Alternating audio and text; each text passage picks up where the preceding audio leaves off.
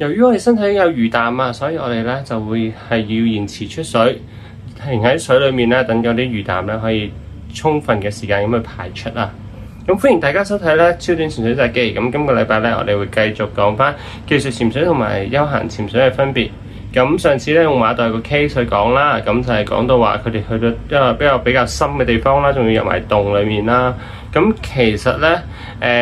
上次都講過啦，喺洞裡面因為冇辦法即時升水咧，係冇辦法離開到個水啦。咁而點解話去到深水係冇辦法去即時出水咧？嘅原因係因為咧，當我哋喺水底停留嘅時間咧，其實水裡面嘅壓力咧係比我哋喺我哋空氣喺地面上面嘅時候咧，嗰個ambient pressure 個環境壓力咧係大嘅。所以咧喺嗰個情況之下咧，溶咗入去我哋身體嗰個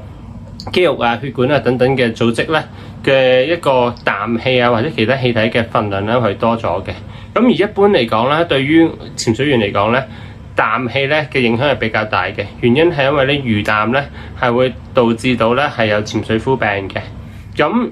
喺好深水嘅情況下啦，一般講緊可能超過係30米左右啦，開始有啲人已經會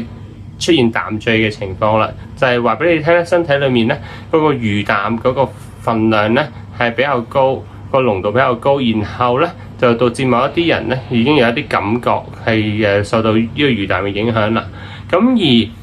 而其實一般嚟講咧，就算我哋再落深啲，咁其實咧我哋身體積累嗰個魚氮咧係會開始慢慢增加啦。又或者其實唔使好深水，可能我哋去20零米、10零米都好啦。我哋只要停留個時間足夠長嘅話咧，其實身體嘅魚氮咧都係會好多嘅。咁我哋咧就要去到大概可能係6米啦。即係其實我哋講嘅3分鐘嘅停留啦，5至7米嘅時間